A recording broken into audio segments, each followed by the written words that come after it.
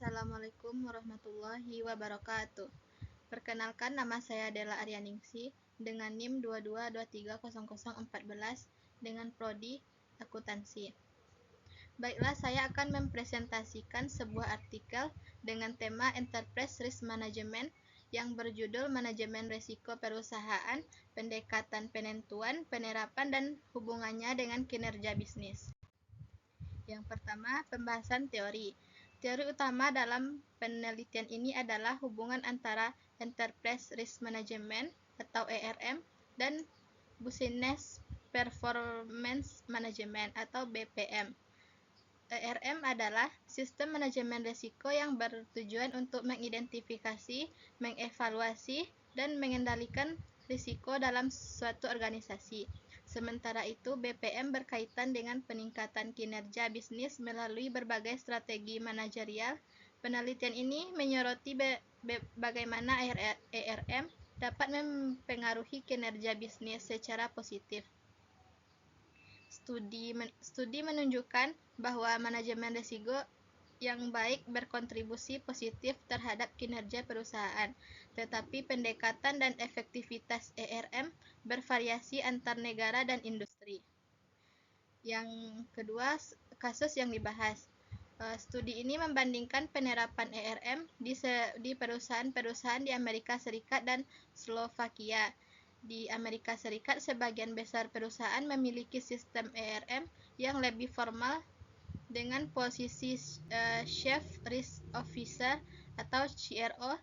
Sementara di Slovakia, banyak perusahaan kecil dan menengah tidak memiliki ERM yang berdokumentasi dengan baik. Kurangnya regulasi dan sumber daya di Slovakia menyebabkan ERM lebih bersifat dibandingkan sistematis. Selanjutnya, objek penelitian atau sampel.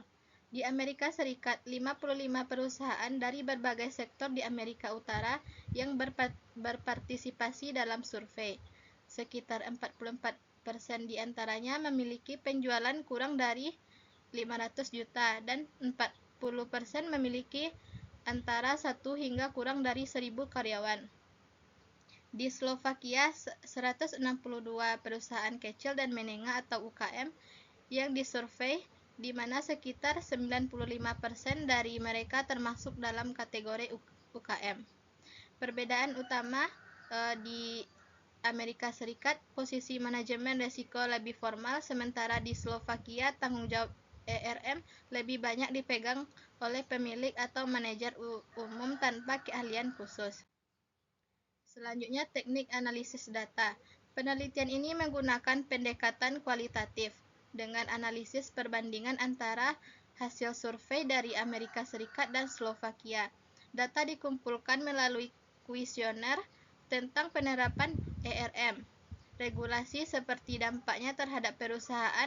Data dikumpulkan melalui kuesioner yang dikirimkan ke perusahaan di kedua negara dengan pertanyaan yang berkaitan dengan implementasi ERM, tanggung jawab manajemen risiko, pelaporan risiko, dan dampak risiko terhadap bisnis. Hasil dari masing-masing negara diinterpretasikan secara terpisah, kemudian dibandingkan untuk mengidentifikasi kesamaan dan perbedaan. Selanjutnya, hasil penelitian. Perusahaan di Amerika Serikat lebih cenderung memiliki sistem ERM yang terstruktur dengan fungsi CRO. Di Slovakia, 42% perusahaan tidak memiliki dokumentasi tertulis tentang manajemen risiko dan 65% menempatkan tanggung jawab ERM pada manajer atau pemilik perusahaan. UKM di Slovakia umumnya tidak memiliki sumber daya untuk menerapkan ERM secara efektif sehingga membutuhkan sistem yang lebih sederhana dan disesuaikan. Risiko utama yang dihadapi perusahaan di Amerika Serikat mencakup serangan siber, kegagalan ITI, dan bencana alam. Sementara di Slovakia, risiko utama adalah persaingan bisnis dan kehilangan pelanggan kunci. Penelitian ini menunjukkan bahwa meskipun ERM memiliki manfaat besar, penerapannya sangat bergantung pada regulasi, budaya bisnis, dan sumber daya yang tersedia di masing-masing negara. Baiklah, cukup sekian hasil presentasi saya. Saya akhiri dengan Assalamualaikum warahmatullahi wabarakatuh.